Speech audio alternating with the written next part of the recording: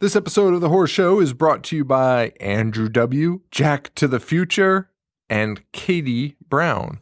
Thank you guys so much. These guys donated over at patreon.com/IHateHorror, where we release bonus episodes and extra content. We're hoping to do a bit more coming up soon. We actually have a video that we're going to post very soon too. So check that out. It's like a donation. It's like a monthly donation service, and every dollar helps. And yeah, we really appreciate it. So go over there to donate. Thank you guys very much, and enjoy the episode.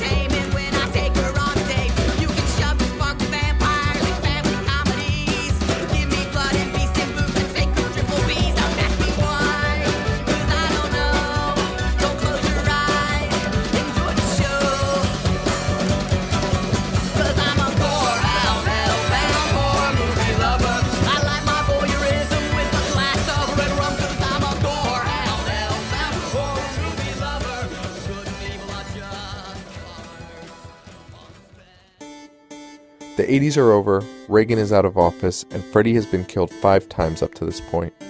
With a steady decline in ticket sales, Bob Shea decides people have seen enough of Freddy. But the final nail in the coffin, at least in my eyes, New Line Cinema strikes gold with Teenage Mutant Ninja Turtles in 1990. The Nightmare on Elm Street franchise is no longer the flagship brand of New Line, but they want to give Freddy a going-away present. The man that built New Line deserves a proper burial, right? Freddy's Dead, The Final Nightmare will be released in 1991 as the finite conclusion to Freddy's story. But they aren't quite finished yet. Wes wants to try and make magic one more time. And 10 years after the release of the original Nightmare on Elm Street, he has a new trick up his sleeve.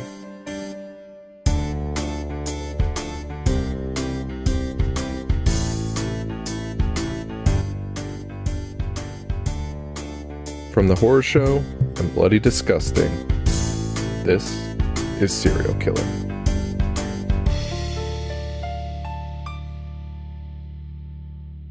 All right, everybody. So last week was kind of a cliffhanger. We had to cut it off because that episode went 2 hours long.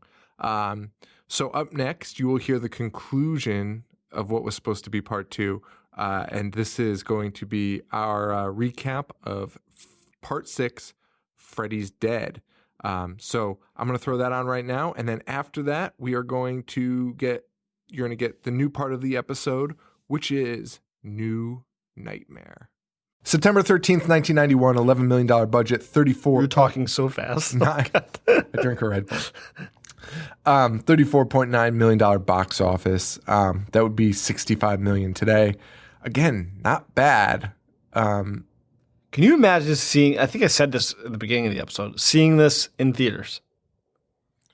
I'm trying to figure out how mad I'd be that I spent, depending on if I was bringing a girl or not. But at this point, that's true. But oh yeah, your expectations.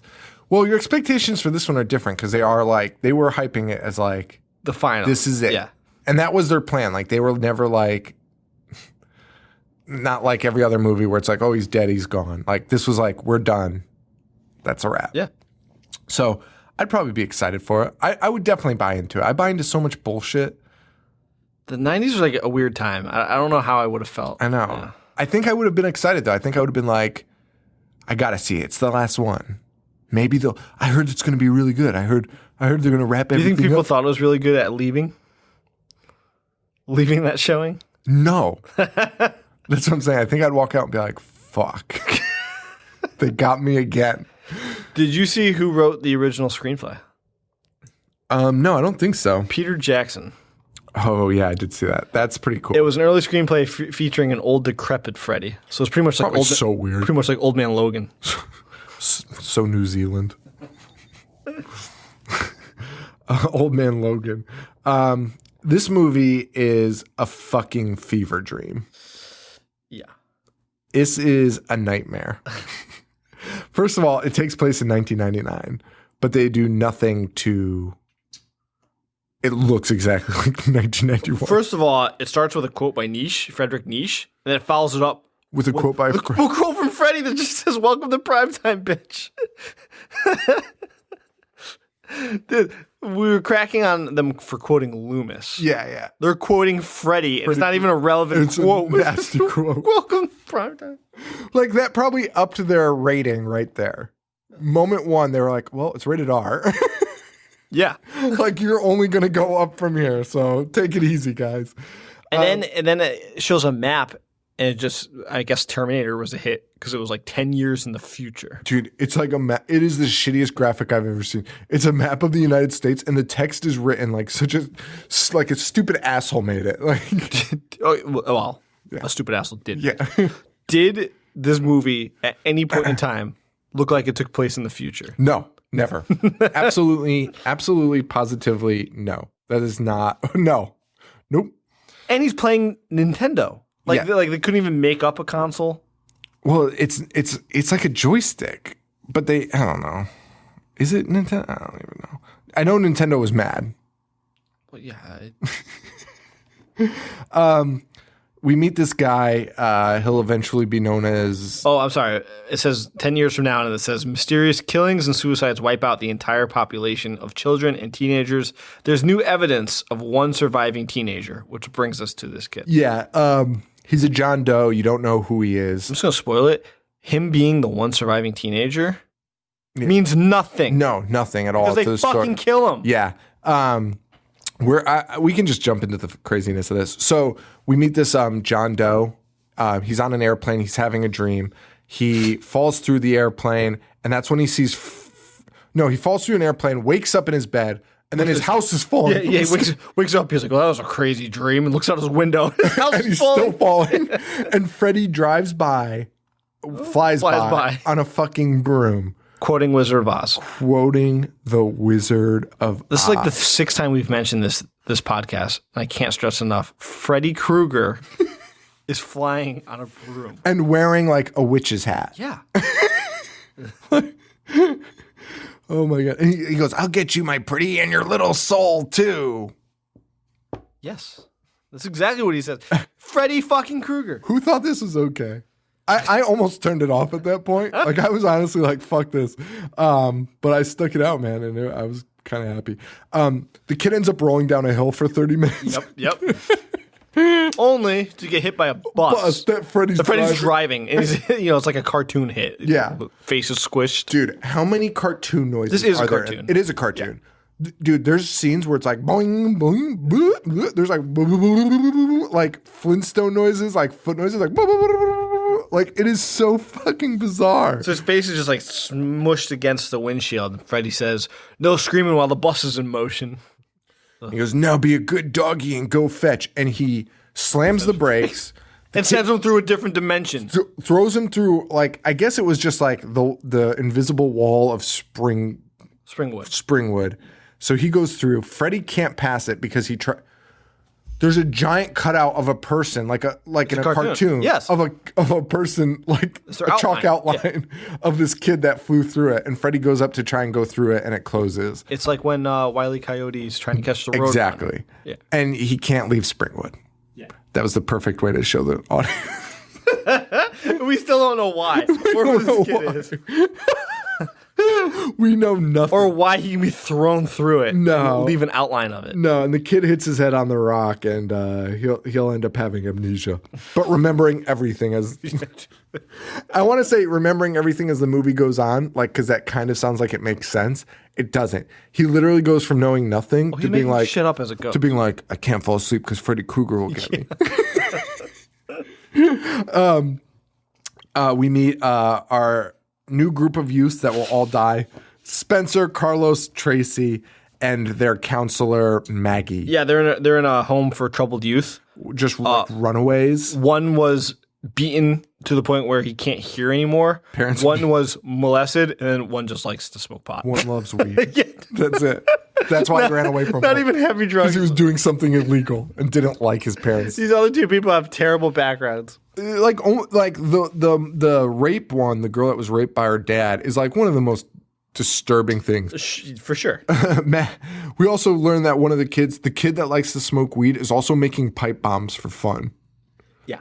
Hey, He's hey just guys, an asshole. pipe bombs are fucking illegal. Like making them, not blowing them up. Like if the police find a pipe bomb, you are going to jail.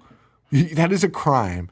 And everyone's like, oh, for Christ's sake, these kids and their pipe bombs. However, do you remember in the 90s, pipe bombs were like super popular? Yes. Everybody made one, just blew them up in the woods. Yeah. It was always a huge deal. That's so weird.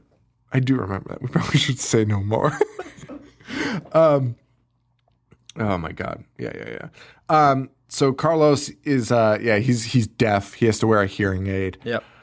And our counselors, this place is the worst place any human being could live. Even the counselor's office looks like a fucking dungeon. I would rather be in Castle Freak's castle than live in this place. Yes. It is the dingiest, rottenest piece of shit I've ever seen in my life. And then this John Doe, he ends up getting pulled into it. They find him on the streets. They're like, hey, we found this crackpot, doesn't know anything. And Imagine that's how things operated. I know there was a point in this world where, things did not operate the best way for people with mental illnesses and things like that and runaways. I don't think they were this bad in like 91. Maybe they were. I don't know. But I find it hard to believe. He comes in, he's got amnesia, and Maggie's like, so what's your name? I forgot. She's like, and she says something about his amnesia. And he's like, yeah, he's making amnesia jokes. And he's like, that's the thing about amnesia. It always keeps you guessing. She's like, okay, do you know where you're from? I don't know. Okay, take it easy. You're the one joking about amnesia. Get the fuck out of here, kid. He knows nothing, but he knows he can't fall asleep. Right. But he's like, I don't know why. I just know I can't fall asleep. So he's been trying to stay up all night. Even though when they found him, he was knocked unconscious. When they found him, he was eating a burrito in an alley. Oh, was he? Yeah. I thought they found him when he hit his head on the No, rock. because they're driving by and they're like, I've never seen this junkie before. And he's like hunched over in an alley eating a fucking bean burrito.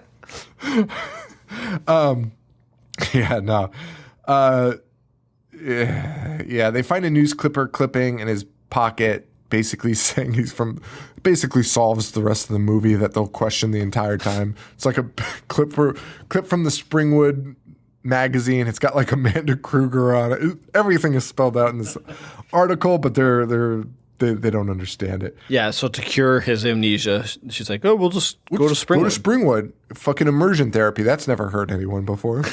Never caused terrible things to happen. And also, we should mention, we're starting to get clips of these dreams that like everyone's having of a little girl with, it's clearly Freddy. Like from the first second, it's Robert Englund. But as a human. Right. Like as a dad. And the little girl's like, Daddy. And you hear things like, I won't tell. And it's like these like kind of like fragmented clips. And everyone's having dreams about them. Just everyone. They're just cramming it in everywhere. So that is that. And that'll pop up a lot. So they take John to Springwood. But before they do that, isn't this where he walks up the stairs on air? No, they do that in Springwood, I think. They do that in Springwood? Yeah. Or I don't even know. Let me look. No, because he bumps into one of the guards. You're right. You're the guard right. Flies through the You're fucking window. You're right. They don't know. They don't know. John has a dream and starts sleepwalking, and he's walking up fake stairs. Yeah, he's walking up fake stairs sleeping, and it is the worst green screen effect I have ever seen. Yep. Star Wars better. Clash of the Titans better. Everything is better than this. It's like he's like diagonal. It's like if we tried to do it and we were like, oh, we fucked this up because we don't know how to shoot it at the right angle to film this. That's what it looks like. It was bad. It is insane. It is fucking bananas. Like it's like if you squint hard enough, you could see the actual steps he's stepping on. Oh yeah, you could. Like it was like pixelated around his feet. Like it wasn't a pure green screen. Like his shadow was showing up. It was so fucking bad. Then they take him to Springwood. They take a van that looks like, I originally wrote down it looks like Gigi Allen's tour bus. Ugh. But then I realized because it's like spray painted all over, it's the van for this Center for Runaways. but it's got spray paint all over it. But then I realized the only thing they spray painted on it was words like reptile and nasty. That's what's it's like. It's So tame. yeah, reptile. That'll show them. And the other three kids, Tracy, Carlos, and Spencer, had stowed away in the van, I guess to escape. And even crazier, Maggie is taking the kid John, and then they find the stowaways, and she's like, "You guys, you got to get back to the center. Take the van." She leaves them completely unsupervised. 3 runaways. Yes. With a van. That was my note too. Like, because she's like, me and him are going to go over here. You guys just stay. We're How gonna are they walk gonna get around back? town. How are they going to get back? How are they going to do anything? They're just walking around town. It makes literally nothing makes sense. This is one of the Like, worst. I'm saying, like, how are her and John going to get back? No, to the I work? know. Okay. It makes no sense. And then why would those 3 runaways go back, know how to get back? They're They hiding were just in the back. trying to leave. Yeah. And you're like, here's the car. Be honest. Go back. It is appalling. It is an appalling attempt at filmmaking. It really is. I would put this as like one of the worst things we've ever seen. Like, In terms of like script. and like script writing, like that. I completely agree. Like, you can put that in front of anybody's face and be like, explain it. And they can't. You're like, well. I completely agree. Like I said it before, this movie sucks. Yeah. It's probably the most enjoyable of like 2, 3, 4, 2, 4, 5. But Roseanne Barr's in it. so is Tom. Yeah. They got so many roles together in like weird things like this. They were always like, it was so weird. Yeah. It was so fucking weird. And Roseanne Barr, who I actually love the show Roseanne, is hamming this up to the point where it's like, is this a spoof? This is not a Freddy movie. Like, because she's like, my babies, I want my babies. And Tom Arnold's like, oh, that brings him around. That's exactly what he says. Yeah. And then they hear a bell ringing, and Maggie goes to John. Oh, somebody's got to be ringing that bell. We should go check it out. This is their leads. All the To figure out his parents. Yeah. And by the way, Also, hold on. They're back in Springwood to help him remember his amnesia. This lady's supposed to be a counselor. yes, She sees these fucking freaks, and she's like, fuck out of Dodge. "Yeah, There's no one here. You're not going to find anyone of value in this town. when they go into that room and that teacher is teaching class, To 2 empty chairs. and she's like, don't interrupt them. Get the fuck out of here. And not only do not interrupt. Okay, so like that scene can be effective too, I feel like. Like, I mean, if you want to, I don't know what I'm like I saying said, anymore. My brain's no, broken. I said that before we started talking. Yeah. Like, I don't mind this backstory. Like, everybody lost their mind. Yeah. It's just poorly executed. Like, because he's like, the teacher's like, let me tell you about Freddy Krueger. And I'm like, okay, this is kind of cool. Yeah. Then he's Then like, he's in 1492, 1492. Freddy sailed the ocean blue. And I was like, what the fuck is this? Which even that, I'd be like, okay, this guy just lost his mind. But then he like looks at the camera, he's like, in 1494, Freddy came back for more. Like it's a thing. Like he's been around for that long. Yeah. Like none of us know Freddy's origin story. Oh my God. It was so yeah, he goes, welcome to Freddy 101. Oh my Freddy 101. God. Oh my God. It was so funny. But yeah, like at that moment I was like, okay, this is kind of cool. Like I'll buy into this if you want me to. Like 1492. Oh my God. Yeah. 1493, Freddy sailed across the sea. The runaways like are driving in circles. I'm sorry, I just forgot about the Carlos scene. So yeah, they're driving in circles. Yes. They keep showing up at the same stop signs, and, Yeah, and they ask Carlos to open up a map. And he just gets engulfed by the map, but nothing happens. Opening. And nothing happens because he was sleeping. And that was the worst Freddy could come. That's all he did. Which is stupid because then Freddy.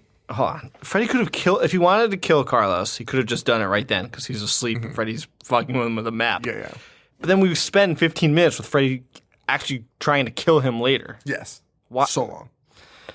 And whatever. And So Paul's favorite scene in any movie ever, there's like, what does the map say? And he wakes up and he just says, this map says we're fucked. because the map had "you're fucked" written on it. Oh my God. That's so stupid. So they decide to go into this house. They break into a house and they're like, we'll just sleep here for the night. It's the most disgusting house of all time. It also transforms Into Freddy's house. while they're in it. Yeah. So they're inside this house, and from the outside, you're watching things explode. Just windows blow out, and the house actually just crumble onto itself. And these kids, in the next scene, these kids are inside, and they're just like walking around like nothing happened. Yep. Carlos falls asleep. They really just didn't give a fuck in this movie. They were like, we're just gonna do whatever the fuck we feel like. Yep. Carlos falls asleep, dreams about his mom, and he's like, don't make me deaf, Mom, because his mom pulls out a giant Q-tip. You know what? The scene's gross. Yeah, it is gross. It's fucking vile. It's vile.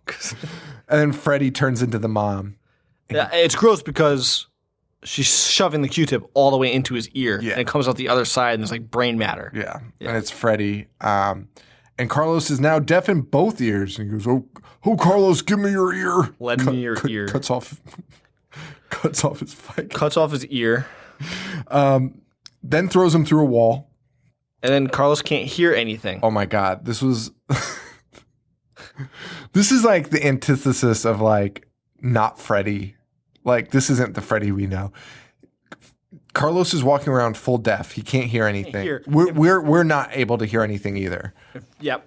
And Freddy is dancing walking behind him, dancing and like clapping, clearly and making yelling. puns. Like he's like saying shit, and we can't hear a single thing. And he's using one blade to shush us. Yes, the audience. The audience. And he breaks the fourth wall another time in this movie also. But he looks at us and like Roger Rabbit, like shh, like Elmer Fudd, like I'm hunting a rabbit. It's a Looney Tunes cartoon. Yeah. Freddy gives him back his hearing aid though.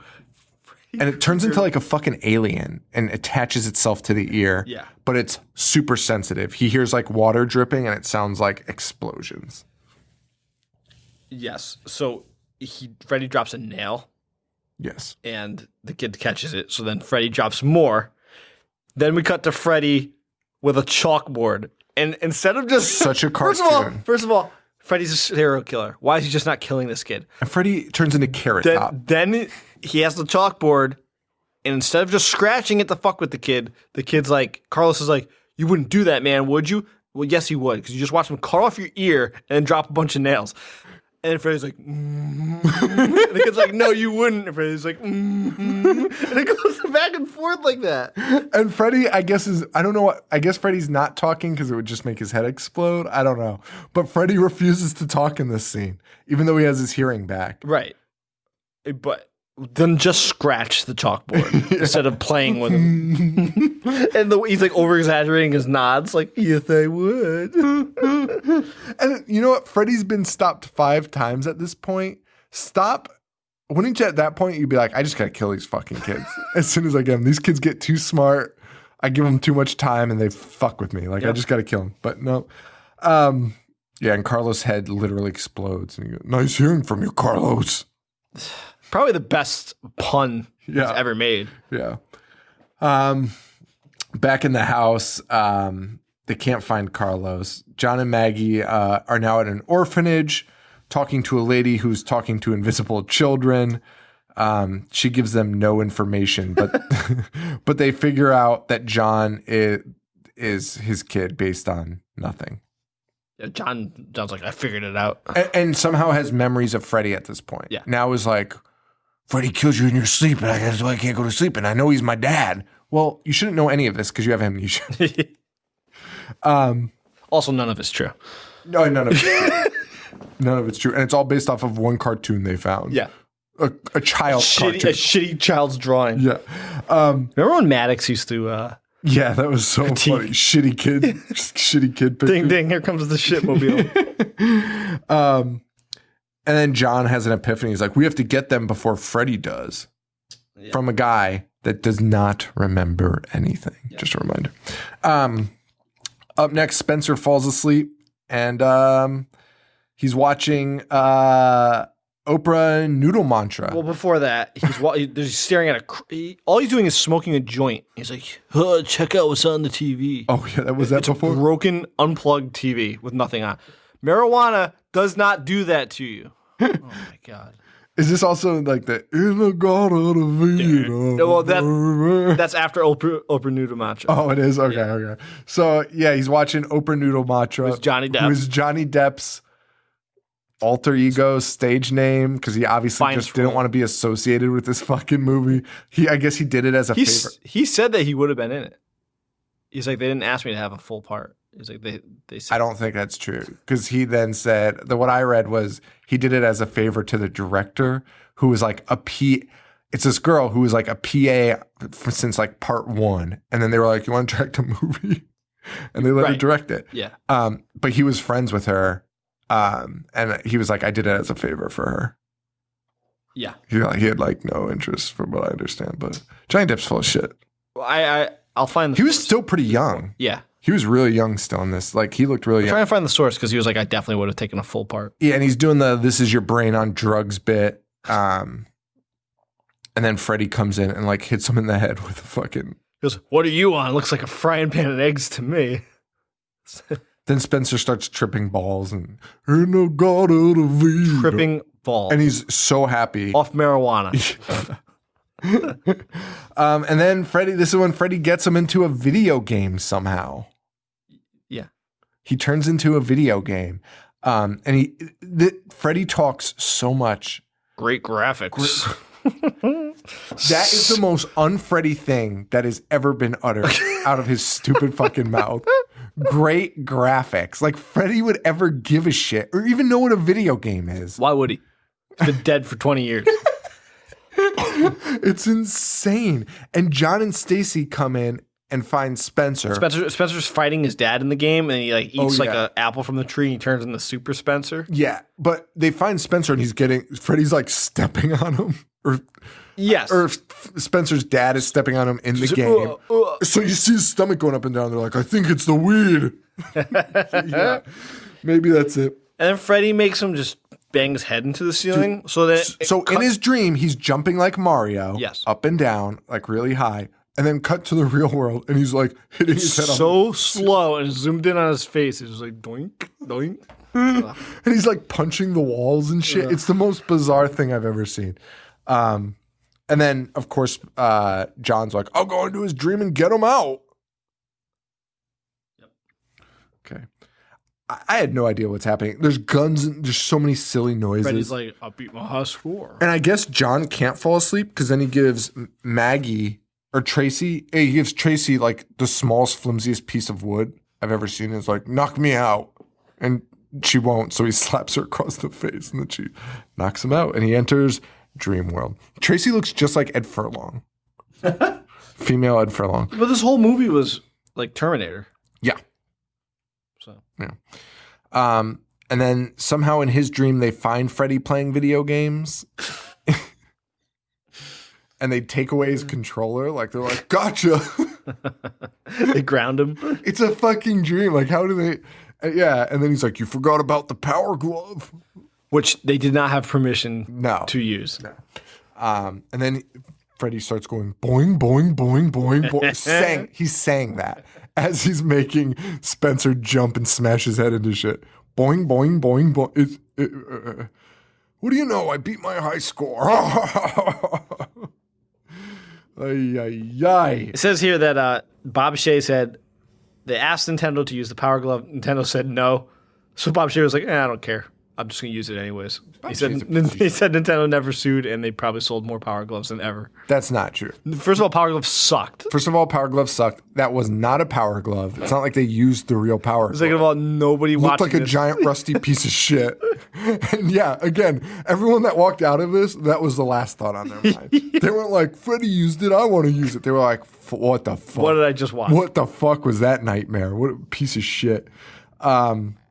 I mean, we got to move along here.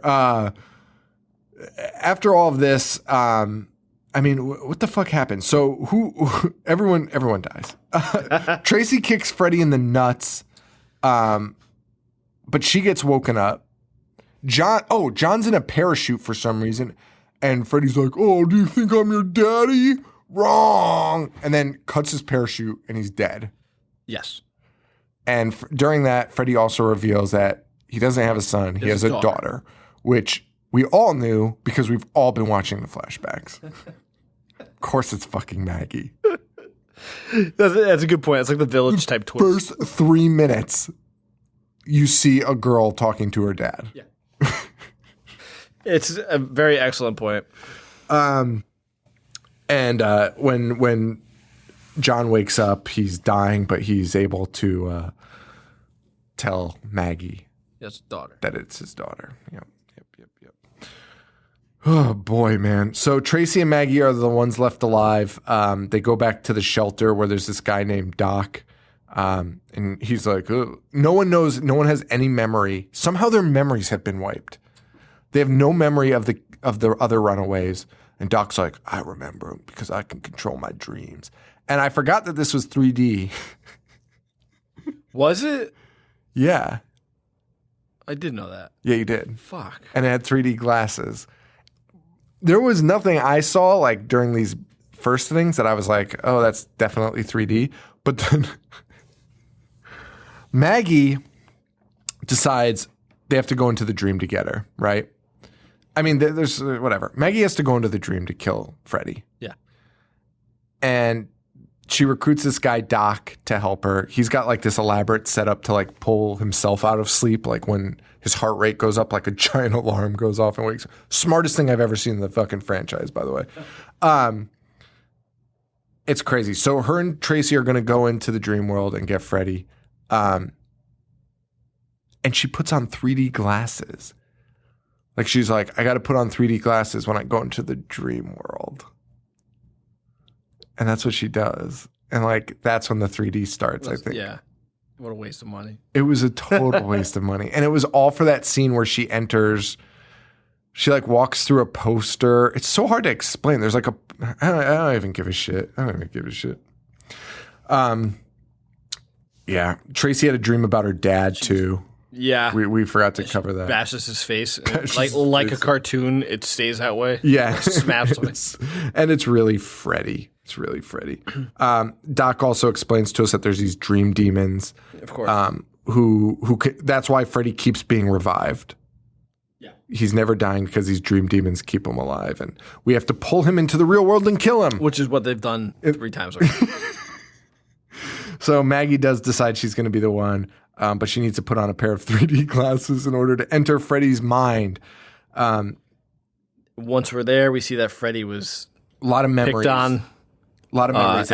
Alice Cooper abused him. Baby Freddy pulls out a mouse, the class mouse, and smashes it with a hammer, and then gets made fun of. P.S. Rightfully so. Yeah, totally. Teen Freddy is cutting himself, and his dad comes home and beats him with a belt. Yeah. He's like, well, why doesn't this work? And Freddy's going, thank you, sir. May I have another? Adult Freddy being burned alive, we see. And then we see the stupid dream demons come in, which I would have been fine with them if they just entered him as he's burning alive. And they're like, we're taking you kind of thing. But then they start talking to him. And they're like, hey, want to live forever? And he's like, I want it all. And they go, of course you do. And then they just go into him. Yeah. Of course you do, silly. And we also see OG human Freddy killing his wife with a sensual backyard massage. And Maggie sees this and is like, you killed my mom. And immediately Maggie and Freddy. Also, why does she not remember this? Like, okay, you can say it's like a repressed memory or whatever. That's a big one. That's a huge one. Yeah. And it's just the rest of your life. And you were adopted. Yeah. All right. Maggie and Freddy get into it, and we kind of find out that and the plan here is Maggie's going in to bring him back to the real world, and then they're going to beat the shit out of him. They are not prepared to beat the shit out of him when she wakes up, by the way. Like in the other ones, remember, like, she gives Johnny Depp the bat. Or was it Johnny Depp? Yeah. Well, yes. Yeah, she's like, when I wake up with him, like, yeah, because then Johnny falls asleep like a jerk. Yeah. And that's what happens, though. And it's like, it makes sense. Like, be ready. I'm going to pull him out. You fucking whack him. Yeah. Like, beat the shit out of him. These clowns are just sitting around like, oh, let's see what happens. Yeah, and so Maggie and Freddy get into it. We find out that Maggie's the rat. She ratted on her old man for killing kids and killing her mom. And after a little bit of struggling, Maggie pulls Freddy into the real world. This already happened, but it's happening again and with much different results. Like Freddy's head is like pulsating, like boiling. Yeah. And they pull Maggie out and everyone's just forgetting part one. And they're like, where's Freddy? Where's Freddy? Oh, it didn't work. And they're like, no, we got to be ready. But Freddy is nowhere to be seen. They go to the basement where there is a stash of weapons equivalent to the Punisher. Like, it is like a locked cage full of the most insane weapons I've ever seen. And it's supposed to be from ones they've confiscated from the Runaways, but these are like barbarian tools. Yeah, like Mad Vlad Max. the Impaler. Yeah, Mad Max, 100%. And then we see Freddy's back to human form. He's down there and he looks just like her old man. And he's like, it's all because I was brought up poorly.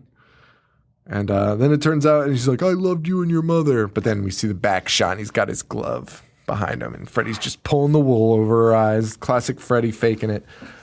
She knocks the glove off his hand. This is the most like anticlimactic ending. It really is. Like we're not like rushing through this ending. It really is just like boom, boom, boom. Knocks his glove off. Stabs him with the glove. And then like throws a ton of fucking... Oh, Maggie breaks he's in the real world and he's saying shit like, I forgot how much it hurt being human and shit like that. So like he's being like if she punched him in the nose, he'd be like, fuck. Like he is human now. For some reason. She takes his hand and literally breaks it in half, like at the palm, like bends his fingers back, and he just puts it back together. Like, what the fuck? It's so weird. And then Maggie it is a cartoon. She's just like, somebody hands her throwing stars and she starts whipping throwing stars out. Yeah, dude. Then they hand her a crossbow and she's like, boom, boom, boom, boom. And he's like, oh. And he's getting hit with all this shit. She's throwing fucking knives at him. And by the way, from like 12 feet away, none of this would be working. And then eventually She impales him with a giant crowbar. Yep. And then eventually stabs him in the stomach. with a pipe bomb. Well, with his own glove. Yeah. First. But then inserts a pipe bomb. Then inserts a pipe bomb.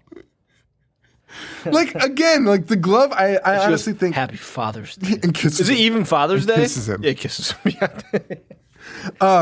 The thing with the pipe bomb, like, that drove me nuts, when she stabbed him with the glove, I was like, okay, I can dig that. I can dig, like, you have to kill him with his own weapon or something, some weird fucked up thing. But no, it takes the pipe bomb in his chest. She kisses him. She goes, Happy Father's Day, kisses him, and they all run away. And Freddy looks at the screen, looks at the camera, and goes, kids. And then explodes. And then the demons are all of a sudden like, fuck this. And then that's when they're like, oh, fuck yeah. We're out. Well, we don't want to bring this guy back to life. Oh, my God. So Freddy is dead. Thank God. And Maggie smiles, and Tracy and Doc say, Freddy's dead. And they don't even play the song Freddy's Dead Dude, by Curtis Mayfield. They don't play the song Freddy's Dead. They play the Freddy song once in this. Yep. They play 3 Google Doll songs, though. Is that true? Yeah. This must have been like when Goo Goo Dolls were still had a little edge to them. Before they did that shitty... Why don't we crash? Is that? Oh. No. So why don't you slide? Oh, slide. No. Wait, no. If I could be here in a moment. And I don't want the world to see me. And the video is just them looking through a telescope at fucking angels. And I don't want the world to see me. That song Because they don't know who I am. If everything's made to be broken, I just want you to know who I am. Yo. There was a Chub Rock song in this, though. Moms must have got off to that song so hard. I mean, yeah. My dad listens to this show, but I got to make this joke. Like, how many dads do you think were like, I got to play this song first so it gets... Just get laid. Yeah. I got to listen to this Goo Goo Dolls bullshit. I'd honestly rather not get laid. Oh, 100%. There's nothing you could do to get me to put that song on. Like, I could never put it on. Like, even as a joke. Yeah. Well, now I kind of want to. No, please don't. So that's it for 4, 5, and 6. This was a long one. Dude, you know what I was thinking? Why was, like, me, myself included, why were we all so opposed to Freddy being remade? No idea. Because there's only part 1. It was. And remake it again. Actually, today there was some news that Danny McBride and whatever that guy's name is. What's his name? Daniel Gordon Green. Yeah, they're remaking Halloween. Yeah. They should be remaking Freddy. They should do Nightmare on Elm Street. Because who gives a fuck? Yeah, I mean, I was so opposed to it, and I saw it, and I was like, this sucks. Yeah, same. They fucking ruined Same. the Freddy legacy. Freddy ruined Freddy's legacy. Yeah, and next week we will take a look into the remake, Freddy versus Jason, and New Nightmare. New Nightmare, obviously, first. We won't do it in that order. It's a fucked up order. Imagine we did that. But that's going to be interesting to watch that now after watching all of these in a row. I'm really excited to see how that plays out. Like,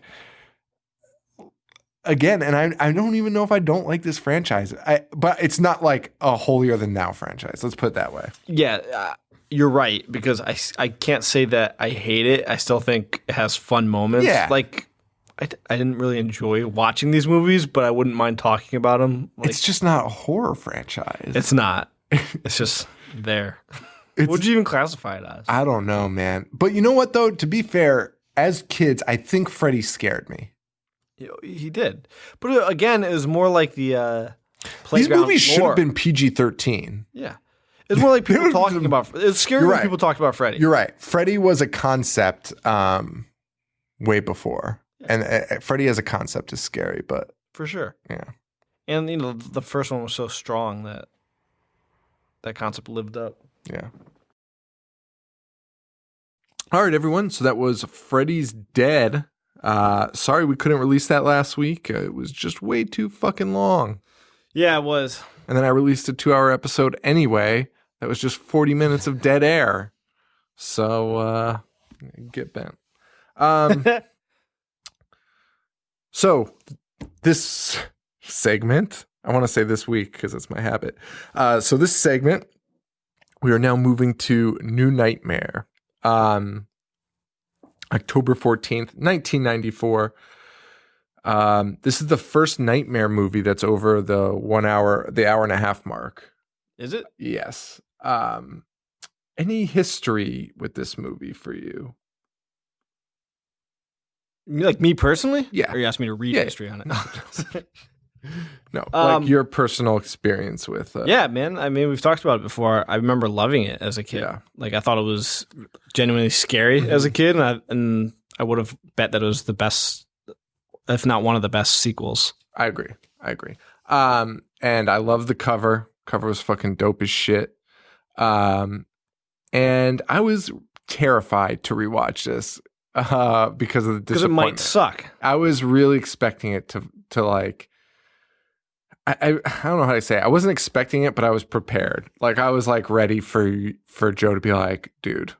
Yes. I felt the same way. Like apprehensive, I guess is a good word. Yeah. Because I didn't want to ruin the memories that I had of it. I had really good memories of it. And the good news is they were not ruined. The good news is they might have been enhanced. Yeah, Like I agree. I thought this movie, honestly, was so close to being perfect until the end. until the end, yes. I thought it was like a perfect horror movie. It was. It was amazing. So it had something that this entire series did not have, and that was like atmosphere and like scares. Yes. Like, this Yes. was a legitimate horror movie. Yes, you're right. Definitely on the scares. Great storytelling, great characters. Storytelling is great. Like even So if it's good. a prototype for screen, it was great. Yeah, and it's insane. It's insane. Written and directed by Wes again. Thank God. And the story behind that, of course, is insane. Like Bob Shea acts like he was like, well, I read that he wanted to take one more crack at it. It's like, go. No, you offered him Yeah, a lot of money. Yeah, a backlog. An insane amount of money, which means you just needed it. Like, get fucking bent, man. Like, that's insane. He had this like concept, Wes did, back when part 3 was being written. Really? Mhm. That's insane. $8 million budget, and it drew 19.7 million. So it wasn't the most successful, but decent movie nonetheless. That should have been way more. Probably because people were like, "Did you see the last one?" No way. Well, for sure, and I also think the concept was a little ahead of its time. Yeah, I don't think people would know what to think about it, because like Freddy was Freddy forever. Like it's just Freddy. That's all there was to it. And now you're telling me, wait, Robert Englund plays himself and Heather plays herself? That had to have been like such a fucking trip for fans at first. Although we were like 10 and totally. we were fine. Yeah, we're giving this movie too much. Yeah. I love that Wes Craven actually, like, he had the idea for it, but he really like nailed down the script when he like they approached him and were like, let's do this. So he had the basic idea. So he rewatched all of the sequels and was like, these are dog shit. I have no clue what's happening in any of them. So how do I even like start this and pinpoint this together? Yeah. So he's like, fuck it, we'll make it meta. Yeah, it's so cool. Yeah. He said he in the documentary, he was like, this script was a fucking disaster. Or like, not this script, but this series was a disaster, basically. Like, there's no way to link them all together and pretend. Yeah. Except to be like, these were all shitty movies, and now it's pulling the camera back. I've got a couple good notes here. To scare the kid in one of the scenes. Or Wes wanted the kid to cry. Kid from Pet Sematary. Yes. Who I just can't stand his face as a little kid. And he's the kid that says, isn't he from Kindergarten Cop? Yeah. Boys have penises, girls have vaginas. Yeah. So they needed him to cry in a scene, and the dad came up to Wes and was like, listen, we don't like making him cry on camera, but I have a way to do it. And Wes is like, yeah, sure, man, whatever you want. He's like, all right. So he sends his mom, the dad sends the mom off set, and then goes up to the son and goes, your mother's dead. He started bawling. Oh, man. What a jerk. Is that a bigger dick move than Shay taking his kids to a sex shop? Yeah. Yeah, totally, right? Yeah. Telling your kid the mom is dead, that's pretty bad. That's pretty fucking bad. No wisecracking Freddy yet. Well, as much. The very end. The very end, which appears to be a kind of a weird mess, and I don't know if Bob Shea had any hand in it, but it certainly appears that way. It was bizarre how it goes from like so well done to and then this rushed ending. Unless it's so meta that we can't even it's so meta that it had to. I mean, be cheese. It kind of did have to be cheese because they're following the Hansel and Gretel story, which was great. Oh yeah, love it. So it did have to be kind of cheesy, but I don't know. There was some elements in that ending, which we'll get to, I guess. So Heather Langenkamp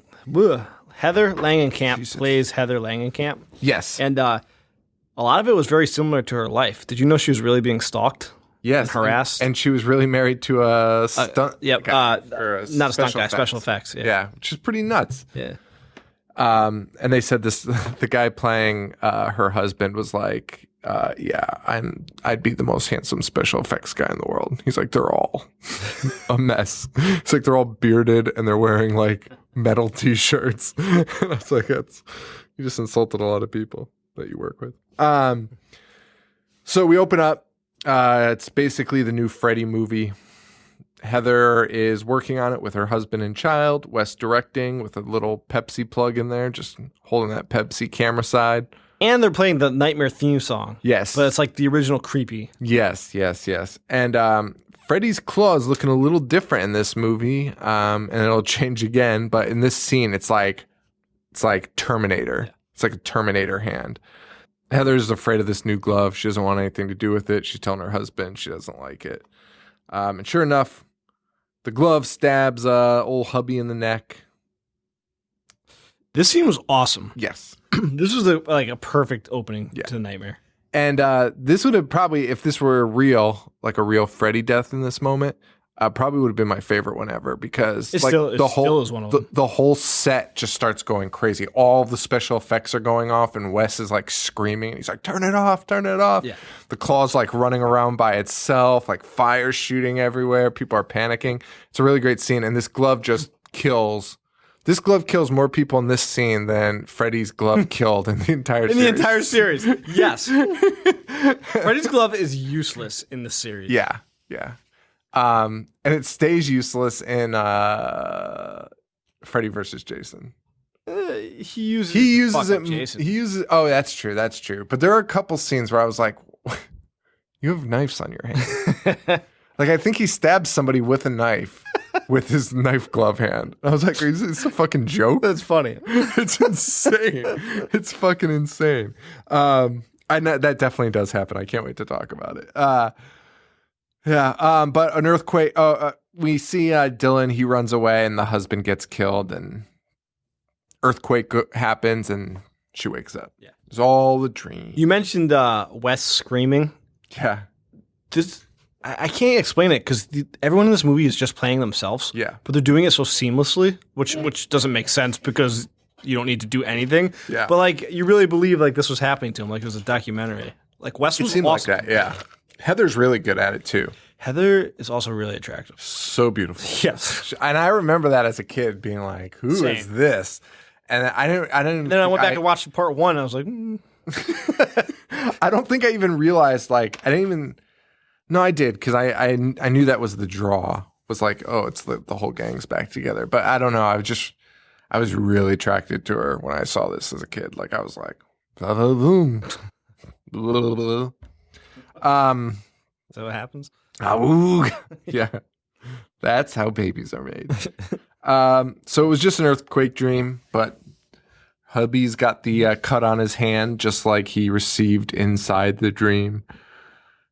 So we're already seeing it. Her son makes a perfect Freddy face in his oatmeal. Fun fact, I also did that after I saw this movie. Made a Freddy face? Basically in my oatmeal anytime I had oatmeal. You like just now you did? No, like... Oh, when you were a kid. Yeah. I was hoping that you would just watch this and made oatmeal. Try to make a Freddy face. and didn't Instagram it. That would be even sadder. Just throw it out. Yeah. Oh, that was good fun. Guys, I swear I did it. So the husband's leaving. He's got to go shoot a commercial for a couple days. And Heather just is saying, don't do it. You got to stay here. These dreams are too fucking weird. We'll find out she has a stalker.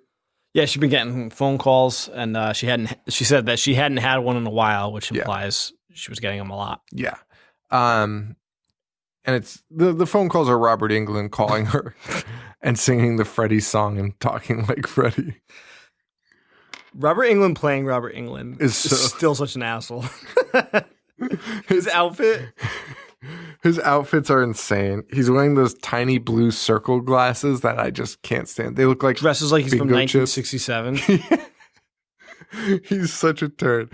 And let's get to that part because I want to talk about that. So basically, a series of events happens. We're starting to hear the prank calls now. We're hearing them, and it's like I said, it's Robert Englund singing the Freddy song and being like, "Oh, what's wrong?"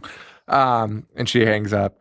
She catches her son watching Nightmare 1, and we're starting to get a vibe from the son that something's up. Like he's Danny from The Shining. Yeah, exactly. He's acting weird. He's just screaming. She turns off the TV, he just starts screaming. It's fucking insane. We meet a babysitter. I don't know her name. Lori. I also didn't write her name. I think it's Lori. It's Lori. No, Lori's. Oh yeah, because it's Heather. Yeah, it's Lori. It's Lori. So Julie. Julie? Yeah. Oh, okay. So Julie, the babysitter's there. We were introduced to her. She'll actually come into play later. So, but Heather has this like 3 minutes of her life that is the most terrifying thing. Like I would just blow my brains out. Like I was actually stressed during this scene. Like my heart was like, because first it's like an earthquake. Yep. That splits the walls into like the shape of Freddy fingers, like slashes. Slash mark, yeah. She runs downstairs. She sees her kid who is watching Nightmare 1. So she's like, turn this shit off. Turns it off, and he screamed at the top of his fucking lungs. It was so it's loud. The loudest. I was so annoying. pissed. I was so pissed. He's like that kid from, what's that movie? The Babadook? Yeah. Most annoying kid of all. So, but like, as a parent, when you hear that shit, it's like you do feel bad for your kid, but your fucking teeth are grinding at the sound of that because it's like you don't need to be screaming. You don't need to be screaming. So this kid's screaming. Then the fucking phone rings. She picks it up and it's like 1, 2, Freddy's. So she fucking hangs up, calls back, picks it up. It's him again, and he's like, "Why'd you call me? Why'd you hang up, bitch?" And she hangs up. Does he say bitch? No, I don't think so. But it's like he threatens her. It's not the same song. And then phone rings again. She picks up and she's like, "What? Shut the fuck up!" And it's like, "Hey, I'm your limo driver, and I'm waiting for you." And then the doorbell. He calls back. And then the doorbell rings, and she's like, "What the fuck? Who's at my house?" Or yeah, because that happens before the limo driver. Because she's like, "Who the fuck's at my house?" It's the babysitter. Yeah, it's the babysitter. And then the phone rings again. He's like, "I'm gonna leave without you. You have an audition." Dude, the stress of First of all, there was a huge earthquake. The stress of that 3 minutes, I would have put a bullet in my head. I'd be like, "You know what, guys? Excuse me. I have to be excused for a moment." I just would have hung myself in the bathroom. Jesus Christ. I don't have a will. I guess my will to live is not there. But dude, this is the most stressful thing. Your kid's screaming, somebody that fucking stalking you. Like, it's so terrible. And your doorbell rings and your husband just left. Your husband just left and was like, yeah, I know you. Everything sucks. See ya. I got to go do makeup. And then when she calls him, it was like, something's terribly wrong. He's like, all right, I'll be there in 4 hours. But she can't go because she's got interview on the TV. Yeah. On the TV station. It's like it seems like a local California station. And they're honoring the 10th anniversary of Nightmare on Elm Street. Which is awesome. Yes, very cool. Because it was the same time. Yep. And then they're like, I forget what they're saying. They're like, "Is Freddy really dead?" And she's like, "Oh, yeah." They're like, "Are you sure?" And she's like, "Yeah." And Heather looks fucking pissed. And then they're like, "All right, well, we have a friend here for you." And then Freddy fucking pops out of the fucking wall. And honestly, I loved it because they're just embracing like how fucking stupid and corny he was. That I was actually okay with, but it still pissed me off to know that was Freddy at this point. Freddy walks up to the crowd and is dancing like a fucking, I don't even know, dancing like a freak. The whole crowd's like cheering and screaming for him. They're going He's nuts. Almost doing like the Hulk Hogan like ear thing. It's pretty close. It's pretty close. Like, and I'm surprised he wasn't like, "Come on, bitches." "Oh, my bitches." He got such a pop. But I love that scene because that's how it was. It was wasn't crazy. terrifying. Yeah. And Heather's like, she's there, but she's also freaked out. So a little bit of she's been getting the phone call. But as we'll see, her and Robert Englund are on the up and up together, and they're friendly. They end up talking, and that's when Freddy's wearing his suit from 1967 with his beatnik glasses. What a jerk. So that's it. They're chatting. When I was watching them talk, they were like walking and talking. It was such a cool scene to see those two in a movie playing themselves in this universe. Like, I was like, that's fucking dope. Yes. Like, that is so fucking cool, regardless of Robert Englund looking like a stupid idiot. Like, this is still really cool. Why do you think nobody was like, "Listen, man, at least pretend to look like it's 1994"? That might have been cool in 1994. I don't know. 94 You know was what? You know what? 94 was really gross. Now you say that because there was that like tie-dye resurgence. Yes. Like the hippie. Oh, yeah.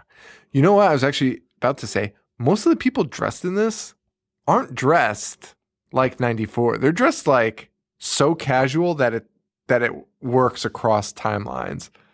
Well, they're also older. Yeah, it's true. But like, there was nothing like too dated in it. Like, it was pretty good, except for England. except for England. No, that is true. It's interesting. Heather gets a call from New Line. Jenkos. Dude, I imagine. Well, like, that's the problem. Freddie was wearing Jenkos? Dude. Was that even 94? No. It's like 97. Dude. I don't even want to talk about it.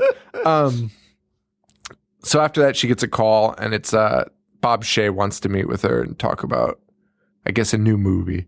on the biggest cell phone ever. It's not the big gray one though. It's like a giant black one. It's so huge. Somebody else had that too, didn't they? In the movie. Yo, yeah, everyone was just walking around with giant cell phones. It was insane. You want to know, like, I'm curious. These studies about cell phone cancer. It's from them. It's from them. Yeah. Yeah. Because they probably talked to the people that had them first and who've had them the longest. That shit was probably pumping out. Those things probably had made out of chimneys on uranium. them. Yeah. Like, that was fucking insane. Those things are enormous. Bob Shea seems like a nice guy. You know who didn't have one? Robert Englund. You know why? Probably because it was too fucking heavy. How do you expect me to hold it? No way he can put it to his ear. I need a stunt double. I imagine Robert Englund in this universe can't hold the phone, so he lays it down on the ground and puts his ear into it. Oh my God. He only talks in bed. Does he talk like that in the documentary? Like what? Oh, like, no. I imagine Robert Englund in this universe does that. No. I'd be so mad. He doesn't, thankfully. No. Bob Shea seems like a pretty nice guy. He definitely threw in some Italian in there to show off his chops, impress the ladies. He goes, Heather, would you like to join us in the definitive nightmare? Heather tells Heather the fans want more. He goes, I guess evil never dies, right? This guy works his way into every fucking movie. Yeah, but you know what? He was kind of good and relevant in this one, and I liked it. It actually worked. And even he wasn't playing a bartender. Even his assistant was the real assistant that was at New Line. It was crazy. It was nuts. So he says Wes has gotten back into it. He's writing the script. But he wasn't for a while because Yes. he wasn't having nightmares. Right. And Bob was like, yeah, he says like nightmares are his inspiration or something. I don't know, that guy's a quack type of thing. Like, what a weirdo. And Heather asking if he's gotten any weird calls or had any weird dreams since this whole thing started. And he kind of brushes it off, but there's kind of a look there that's like, Yes. Yeah. How'd you know? Oh my God, I can't wait to talk to the Robert Englund scene. Yeah, we got to move this along too. So Heather gets home, kids screaming and crying upstairs. She runs up. He's like in the midst of like a seizure, and he's going, "Never sleep again." But actually, that's not. That voice is too good. It was like Donald Duck. It was like Donald. I can't even do it. No, it was like Red Rum Kid. How do you do a duck? Wait, are you asking if that's how you do a duck or Donald? Donald Duck. Okay. Donald Duck. I don't know how to do Donald Duck, but it was like that's what it was like. It was like never sleep again, never sleep again. It's so disgusting. And we see one of his stuffed animals had been slashed. Heather calls his husband, "Come home now," which he does. But we also see not. Well, he doesn't. But he leaves. And we see the glove, the new Freddy glove that he'd been working on is missing in the next scene. He's driving home and he's falling asleep behind the wheel. You see Freddy's glove come up through the seat. He wakes up and it's gone. Falls asleep again and the claw fucking I think him. Dave just tweeted at me saying that it looks like turkey from Thanksgiving. I don't understand. A fan of the show, Dave, was very confused about why it looked like liquid when it came up, which it's a dream, and why he thought it looked like a turkey, which it didn't.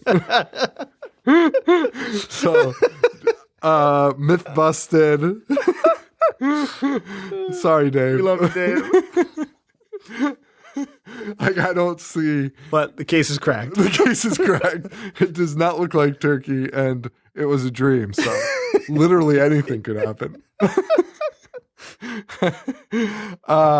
So Freddy stabs the shit out of her husband, and the car goes careening off the road. A very violent death, by the way. Super violent, like just fucking guts him. It seems like. We also should note right before then, the kid says, the kid and the mom have a moment that night where they read Hansel and Gretel to each other. And the mom's like, this is really fucking weird for you to be reading. And he's like, no, I like it. And that kind of becomes a running theme in it. And it's really, it's weird. And Dylan, the son, shows her the bottom of the bed. And this is when we first learn that he's been seeing Freddy. Yeah. Because he says, Rex protects me from this guy down here. His stuffed animal. Yeah, down here. And she's like, oh, there's nothing down there. And this kid goes, is daddy following the breadcrumbs home? She goes, yes. And then the boy just goes, if the birds don't eat them first. And you're like, holy fuck. Shut up, kid. You fucking Debbie Downer. Morbid piece of shit. Yeah. And sure enough, dad's dead because Heather wakes up and the police are at her door. Well, she wakes up and her son's like being a freak. and then the cops show up and they tell her that her husband's dead. This scene, Joe, yes, fucking kind of wrecked me in a way that I was not expecting. I do not feel in horror movies. I was gonna say it did hit you in the feels a little bit more than any other. It wasn't like I was crying or anything, but I was like, that's fucking brutal. It was heavy. It was heavy as fuck. Like She says like, is he dead or yeah, is he all right? And the cop's like, I'm afraid it's worse. Which just shows you like the structure that they put together for this, where you actually care about Heather, you care about her kid, and you even care about the guy, but really you care about that family unit. And like, yeah, that's a very good point. And just being, because like I was just like gutted. Like I was like, dude, this family needs this fucking guy. Like he can't go now. Like, yeah, she's being terrorized. Yeah, like it was terrible. Like to the point where I was like, why did I like this as a kid? Like, this is fucking brutal. And then she has to go identify him at the morgue, which is something like you don't see in horror movies because they just die. Yeah. And you like, especially in the series. Well, I think they said that she did it. I think somebody's like, you don't have to do that. That is what the cops Yeah, they were like, hey, lady. We know who it is. Yeah. Found his ID. Yeah, his ID and his face is fine. But she goes. And like the rest of the series, entire high school is being murdered. Nobody's even batting an eye or missing the next day. Like this one's like her life halts. She goes find out what happened. Exactly. So she goes in and she makes the coroner take off the sheet. And just clearly a Freddy gash. And the guy's like, that happens in car accidents. Yeah. That's why we don't take the sheet down. Yeah. It's like, I don't think there's ever been that in a car crash, but I mean, dude, like 4 straight lines. What if you're holding a Freddy glove? They probably have like entry wound. What if you're holding a Freddy glove pointed at you? Yes. Marveling at like the leathermanship across the like. It's not impossible. It's not impossible. You're right. That's so stupid. That makes me so mad. Yeah, so he's dead. Heather's upset, but she has a little bit more verification that something is amiss. Freddy's going on. There's a funeral.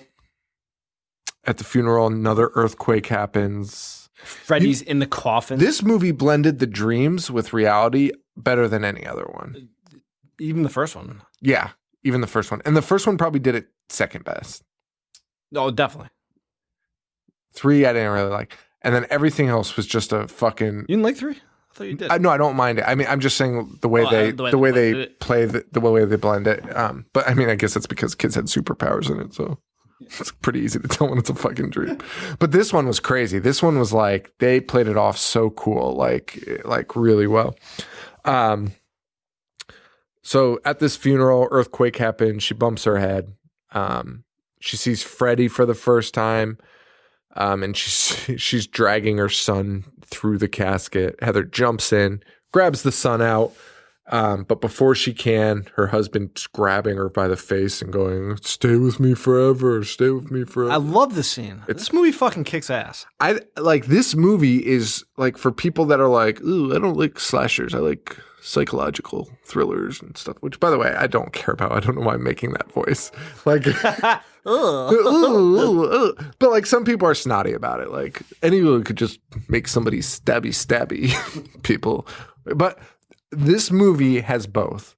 This movie reminded me of like The Omen meets Freddy. Like it was like psychologically like taxing. It's honestly the Freddy movie you were waiting for. Yeah. Somebody said that. I think our friend of the show, Dre, said that. He was like, this is the Freddy movie we all deserved. And I was like, 100%. Yeah. Like, this is it. This is the definitive Freddy movie, in my opinion. But this was all a dream, of course. She wakes up to John Saxton. He's here. That was so awesome. I was so happy. As a kid, I don't think I picked up, like, who he was. You know, up until this point, he hadn't even crossed my mind like he might be appearing. Right. Yeah, same. Like, yeah, why that's would what he? makes me think I didn't know it as a kid. Although I probably... And he's such a good father figure in this movie. Dude. He's not, because he plays her father in the original movie. Everyone's so nice. It was awesome. And he says, everything is as it should be. And, don't worry. Everyone leaves the funeral. Saxton's like, I'll do anything. Like, whatever you need, Heather. Like, I'm here for you. And then Freddie comes up and basically says the same thing. And I'm like, what would you ask Robert Englund to do for you? Like, really? Well, okay, can I just jump ahead for a second? Because when she does go to him for advice, he is useless and a mope. He's like, what are you talking about? She's like, you're having dreams too, aren't you? Nothing to And he's say. like, no. Yeah. I gotta go. Tell her, like she's telling you, she's like, I'm having these dreams, and he's clearly having them too. They could probably be in it together and come up with some kind of plan or solution. Instead, he's just being an asshole. Yeah. Yeah. And really, I mean, that might be the one flaw of it is everyone is kind of like, I don't know, Heather, you tell us. Like Wes Craven ultimately is the reason, like Wes Craven, we're finding out that they need to finish the movie. They need to make one last movie to put Freddy away, which I can actually explain more, but it sounds stupid, but it's not that bad. But Wes needs to finish his script. But Wes is having these nightmares and that's kind of derailing it, him finishing it. But she calls Wes about it and Wes is like, gotta do what you gotta do, Heather. Like maybe Heather can save us one last time type of thing. And it's like, or maybe Wes could somebody just tell us? Could somebody just fucking tell us what needs to happen, and we can just do it? Like everyone's just kind of like, it's up to you, Heather, but we can't tell you anything else. Like Freddy, the best thing Freddy could have done, like even all Freddy had to do was be like, yeah, I also had the dream, and that would have been more information. He's painting a fucking That's picture. what I'm saying. He's painting a fucking picture. And it looks like shit. It looks like Oh, shit. and he's like, doesn't he say he's got- something that's like, yeah, I'm just painting like whatever I feel. It's clearly Freddy, the guy that you played. Like, why would you not know that? And his smock is so covered in paint that I don't think he's getting any paint on the canvas. It looks like a fucking mess. Such a poorly drawn Freddy. It's so bad. It's so Why would bad. he even be drawing Freddy? I don't know. He is such a sad sack in this scene. Yeah, he really is. So basically, I just want to get to this, so I'm just going to go to it. Yeah, we're running out of time anyways. Yeah, so Wes explains why Freddy is real now. And in a way, he's like, I think he's like this ancient being that kind of was manifested in Freddy and the fear it brought in people watching those movies. So now it's like, fuck it, I like this guy. Like, I like this avatar. Yeah. And I'm just going to keep using it. And he's manifest himself into the real world like that. And again, I guess it still doesn't sound great, but I don't know. The way Wes explains it, I'm on board with it. I completely agree. And not only that, he's explaining like the script. Right. And Right. Yeah, that's the other thing. Yeah. but much like Scream, he's explaining like what you're watching. And you're like, oh yeah, this is what's happening in real time as I'm watching it. And it's so well executed. Yeah, and then it even cuts to the script and it has like the exact thing they said right before they left the room.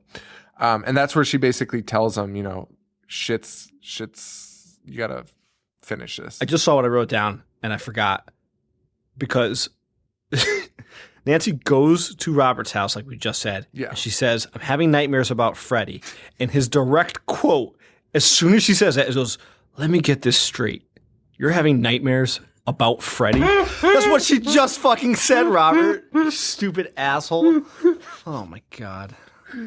See, I like this movie because we could berate Robert the character. And then Without hurting real I don't know Robert's why feelings. I wasn't looking at this section of my notes while we were just talking about this. 'Cause it could have saved us time. But he describes Freddy exactly like she's been seeing him. And she's like, how'd you know? And he goes, it's just a hunch.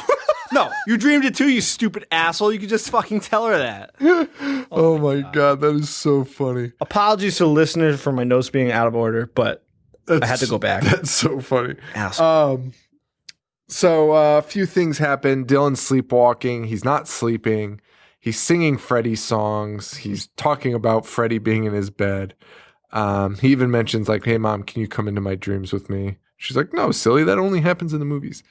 Hey Heather, Freddy's fucking back. That also only happened in the movies up until this moment. So, they also go to a playground, which has a fucking another brutal scene where Dylan, her son, her and John Saxton are just talking. It's some character development stuff and just building up to this whole Freddy thing. And her son's climbing up. He climbs up to the top of this like toy rocket ship thing that's literally like 600 feet in the air somehow. And he's standing on top of it, like reaching into the sky.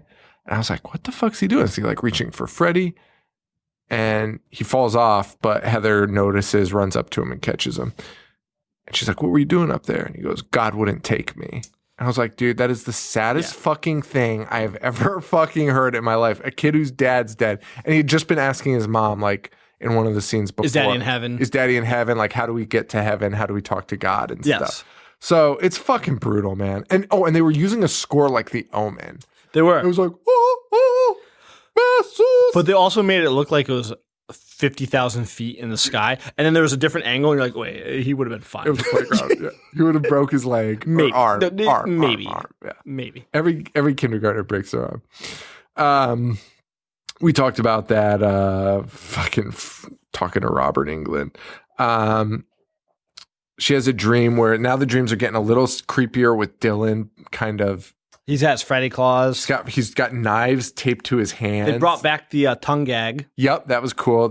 She picks up the phone and like foam is coming out of it. And then foam's coming out of her son's mouth, which is all very alarming.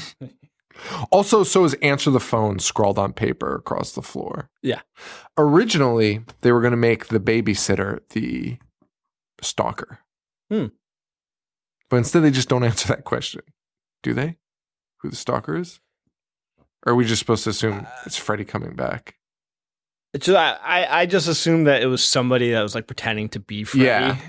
Well, it was supposed to And be. now it's They were manifesting. thinking about doing the babysitter at first. So if that's of any whatever. Also, funny story. Wes, one of the original parts in the script, dude, I think they need to release all of Wes's scripts as like in a book.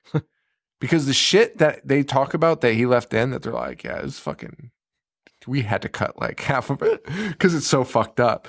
It's crazy. And they talked about one here, and this is so weird. So Wes had to finish the script, and we get the scene that we talked about where they're in his office, and he's like, I just got to finish it. I just got to finish it or whatever. And you got to star in it. That was supposed to be Michael Berryman driving him around in a van. Right? Of course. And Wes had cut off his eyelids so he wouldn't go to sleep and was writing a script in the back of the van while Michael Berryman drove him around. All right. How fucking bizarre is that? Dude, I would have seen this. I would, if that came out today, I would see this movie in theaters like 6 times just to see that scene. See Michael Berryman Driving somebody around. Wes Craven with no eyelids. That is the weirdest fucking thing I'd ever heard in my life. Yeah, it's nuts. And I want to see it Michael so bad. Berryman. I want to see it's that as soon as and Wes is the one telling the story. It's not like third hand Because he directed him in Hills Have Eyes. Yeah. Yeah. Yeah, that's why I imagine he was like throwing him a bone or something. But what the fuck? It's so fucking weird. It's so fucking weird. So we're basically at the wrap up of this movie now. Dylan got committed. He was foaming at the mouth and he was taping knives to his hand. That's why. She goes to the hospital to check on Dylan, and one of the nurse implies that she might be. She's very heavy. There was like an undertone that horror movies cause people to lose their mind. Yes, kind of like Scream. 100%. Yeah, because like that was very heavily. Like that was real heavy. Like, it wasn't even watch undertone. Yeah, because he watched it that one time, and ever since then, you're like, was it the movie that's making him do this? Because he's acting like a lunatic. Yeah. And and then then they see her, she's got scratches on her arms from Freddy, and they're putting two and two together. And she's they're like, where'd you get those from? She's like, the earthquake that just happened. And she's like, and "It's no everyone's earthquake. like, what the fuck you talking about, woman? Dylan's trying not to go to sleep. Dylan's like not sleeping anymore.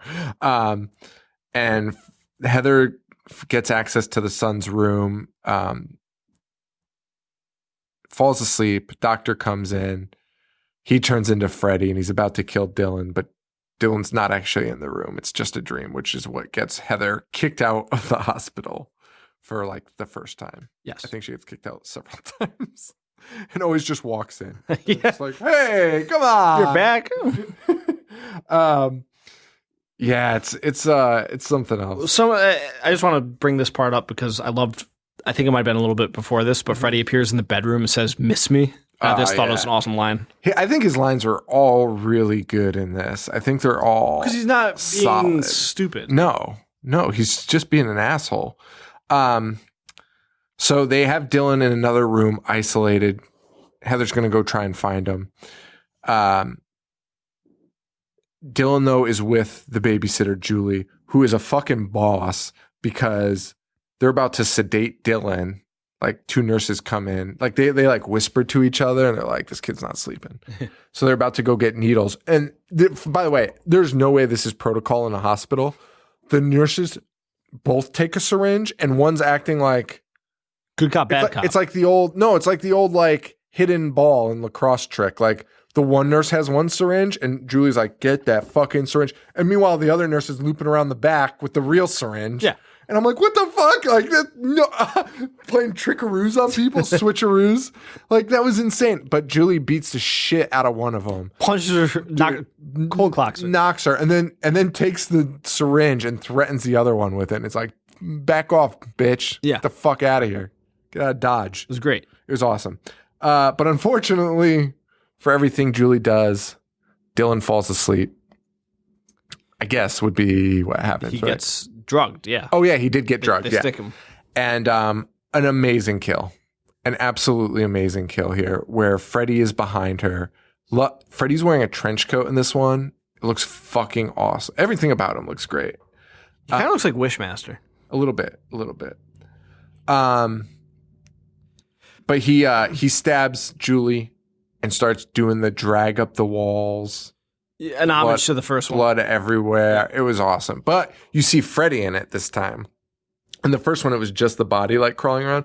This one's awesome because you see Freddy like dragging her. So it's like, and it would cut between just seeing her doing it. What everyone else sees and what's happening. What's actually happening. So it's a really cool segment there. Were you going to say something? Nope. Oh. Well, and much like the first movie, a group of people watch a supernatural murder occur and are still like, this woman is nuts. They are watching a lady being dragged across the ceiling and stabbed to death by an invisible force. Yeah, and then Dylan just walks out of the hospital. Yeah, he's just cool. He's like, I've seen enough. So Dylan leaves. Yeah. Nancy hears all the screaming, the commotion, sees the babysitter dead. Sleepwalks, you idiot. Yeah. Just walks out. I love this scene because she's going after him on the highway. You see Freddy in the clouds. What a great scene. Like, it's beautiful. Well, like I said this about part 3, which was he doesn't need to always just be walking around in the dream. It's a fucking dream. He could do whatever the fuck he wants. Yes, and he does. He appears in clouds, which is how I imagine he shouldn't. Dude, and that's in 3, he does the same thing when he's doing the puppeteer act. He's in the clouds. And I was always like, that's so fucking awesome. Agreed. So I'm totally okay. His nails are fucking huge. He picks up the kid and is just swinging him across the highway on the tips of his claws. It's an incredible scene. It's fucking incredible. And it's intense. So intense. Nancy is trying to get to her kid and she's ducking and dodging through traffic, almost getting hit. Yeah. Also probably one of the most unrealistic scenes in the history of the world. Dude, Nancy gets hit by a car on a LA freeway and gets up and is like, oh, like shakes it off and is like, I gotta go get Dylan. Dude, she be dead. She also stop, drops, and rolls under an 18-wheeler. Yes. I mean, listen, I'm not going to pick it apart. It's a fucking movie. So, but it's silly. all he had to do was reduce the amount of traffic that was on the highway because it was like midnight, like it was pitch black. Like I just came back from California. It's accurate. Yes. But for the movie's sake, you could have just reduced it a hair. Like just a hair. Because it was 8 million cars. And she's like, whoa, stepping in and out. And like, you're dead. And so's your kid. Sorry. Yeah. That would have been the end of the movie. Imagine it ended there. Freddie wins. They just get run over and Freddie's like, oh, bitch. Which he ends up saying anyways. Yes. Dylan does make it across the freeway. By the way, Dylan's trying to get across the freeway just to get this stuffed Rex. The stuffed dinosaur. Thing that keeps him away. Rex. Because his mom kept saying, just over the freeway. It's just over the freeway. If you get better, we go home. You get Rex. That's the deal. So he's like, fuck that. I'm crossing the freeway. And he does. He really does. John Saxon is They at the go house. to John Saxon's house. Yeah. She's calling him John, and he's saying, why are you calling me John? He's like, who the fuck's John? I wish that's what he said. Nancy? Well, in the real world, that's what it would be like. Who the fuck's John, Nancy? That is what it would be. Shut the fuck up. Like, because imagine if you start calling your dad, like, Pete.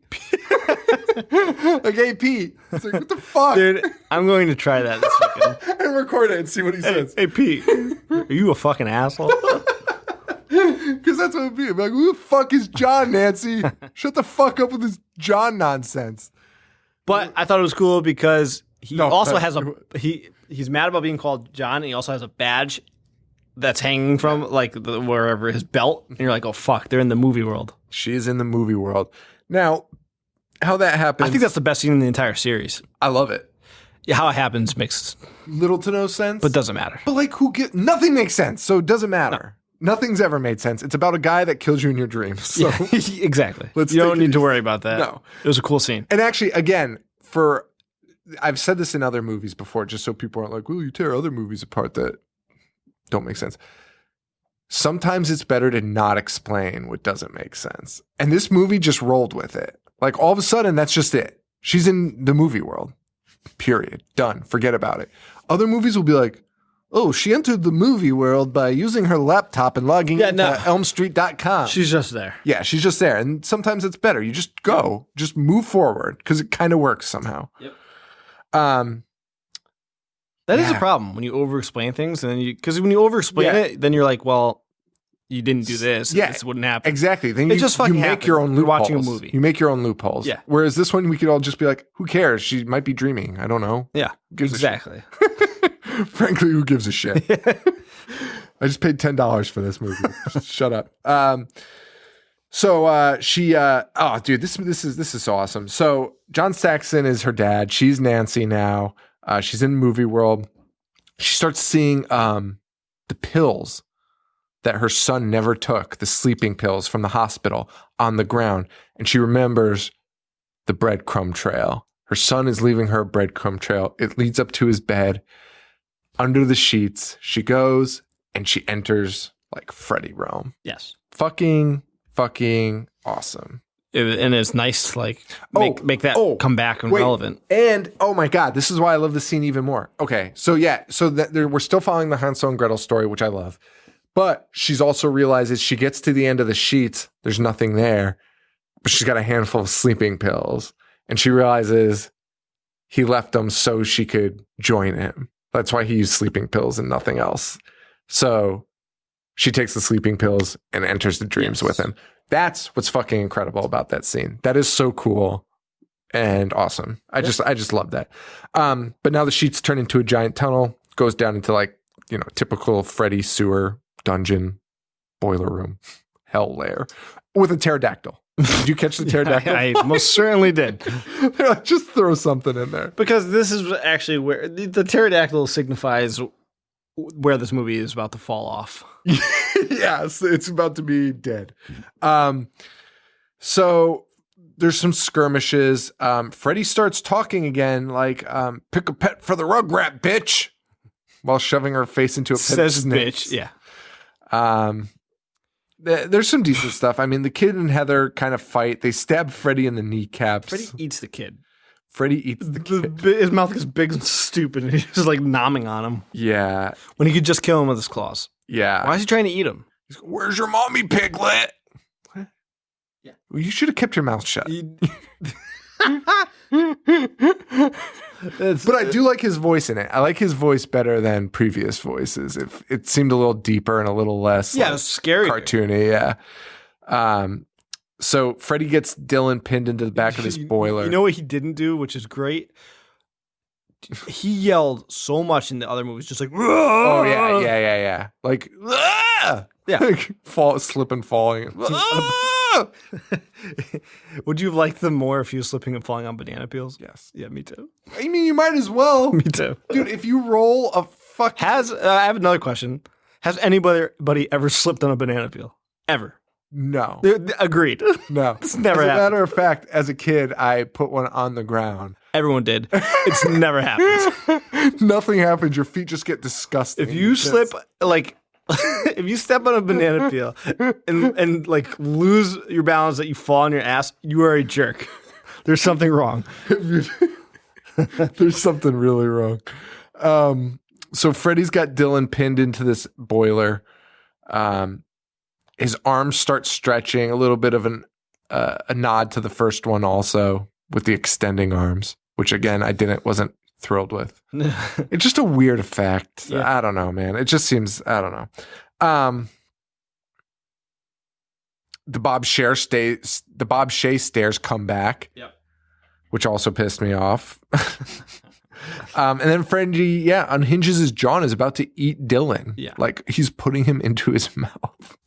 When he could just kill him. Yeah, easily. Or he could probably just swallow him because he could do anything in this dream realm. Yeah, exactly. And Heather stabs him. Need to put him halfway in. That was always like the flaw with Freddy. And like, again, we talked about it, I think last week, where it was like they'd always chalk it up to like he likes to torture you and make you be scared before he killed you. But like sometimes it was just like, you know what, Freddy? Usually after an hour and a half of this happening, they beat you. So, like, if you're watching your watch, Freddy, and it's been an hour and a half, you should probably wrap it up. Yeah. Be like, I should kill these people and get out of here before they kill me again. My note here is no. Big long tongue. Why are they ruining the movie? Yeah. Because his face is like behind bars, and he's just unleashing his tongue. Somehow they get Freddy inside the boiler. They swap spots somehow. I really honestly don't know. It happened so fast. It did. It's like the boy slips out and Freddy's inside. It's the weirdest thing. They get out, Freddy's inside, and he spits his tongue out and wraps it all around Heather's face. Like, how long is that tongue? Like 30 feet? Longer than that. Yeah, because they're 100. far away, and it's absurd. And like Heather was like, it was pretty humiliating. Like it was really unnecessary. So, and kind of Wes said the same thing. So there was definitely a sentiment there. Something happened. You know what I'm saying? Yes. That wasn't their choice. Yeah. And it happened. And they had to deal with it. And Heather was like, the way Heather talked about it, she was like, it was fucking mortifying. And like all the special effects guys were basically like, like wrapped with a big long tongue. Like, and she was like, it fucking was terrible. I felt so bad for her. And I felt even worse because it was unnecessary. It was almost a perfect movie. And then this bullshit happened. It would have been a perfect movie until the last 15 minutes. Dylan grabs the tongue and stabs it. Like with a fork. Dude, it's like everyone is using like pocket knives in this scene. Like Freddy is just being stabbed with pocket knives. Like he pokes him in the tongue and it's like, ooh, the like whole tongue unravels. goes back. Like, come on. It's like, whoa, I gotta release my grip. And he rolls back in and he catches fire in the boiler. And the tongue coming back like knocks him backwards, like a fucking measuring tape. Yeah. And he falls into the fire. He turns into the devil. He In does. the flames. He's a demon. And dies. Yep. Because he got stabbed in the tongue. Yeah. Stupid. They wake up a fucking mess but alive. Heather finds the script next to the bed. Dylan goes, at last the witch is dead. And then she reads it, says, Heather, thanks for having the guts to play Nancy one last time. Now Freddy is back where he belongs. Regards, Wes. Not even like, I love you. You saved the world. Regards. Dylan asks Heather to read the story, and she starts reading the script, which is far worse than Hello Girl. That she was like, what the fuck is this trash? Yes. And that's a wrap for New Nightmare. Yeah. And basically, the true Freddy series. Yes. Like, that's it. I'd encapsulate those 7. Is that 7? It is. Yes. Those 7 as, like, the real franchise right there. After we do the next 2, we're going to rank them, right? We could do that. Yeah, we could try. So next episode, we are doing Freddy vs. Jason and Nightmare on Elm Street 2010 remake. So check those out. Don't. They're fucking terrible. Or do. And that's it. So guys, rate, review, subscribe on iTunes. That's the best way to support us. If you can support us monetarily, patreon.com/IHateHorror. Or store.IHateHorror.com. I don't know. The link's not working on our site. Everything's broken. Guys, whatever.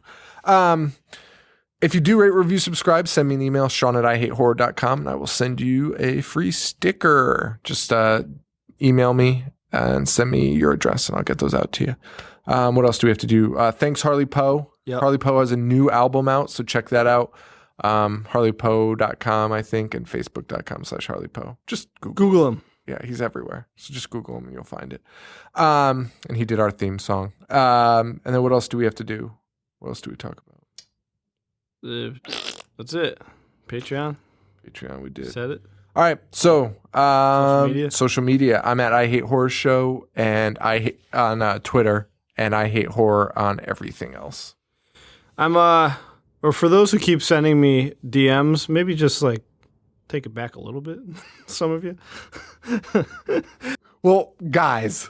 No, there are multiple. Yeah. Just fucking relax. Listen, I love the sport. We're all friends. We're all friends here. Just maybe Pull it back. relax, take a breath or two.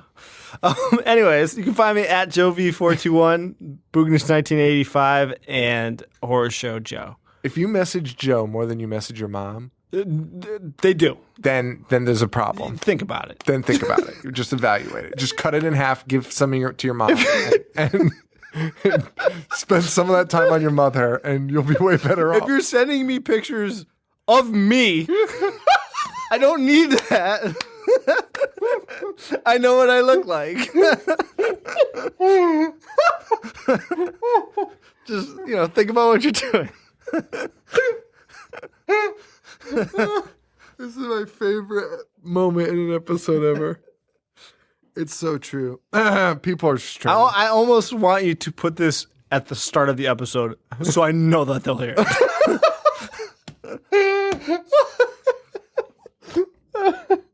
Oh my god. Oh my god. It's all love. It is all love, man. Just- like really, like could we just go love without. we love all of you guys so much. Just Just maybe tone it down. And if you, I want to say, like, even if you're like on the fence about whether this is you, or Are not, they referring it's to me? Not. It's probably not you, but it might be. You just, there should be a checklist. Do I send him 50 plus a night? Do I send him pictures of himself? Do I send him role-playing questions on Snapchat? Just relax.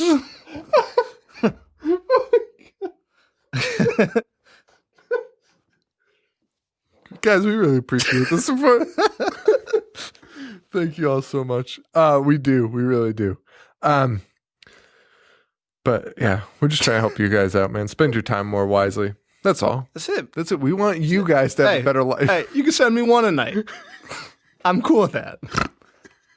When I'm trying to go to sleep and, 100 messages come up, it might be a little much. Joe was texting me at like 1 a.m. last night. He was like, this is out of control.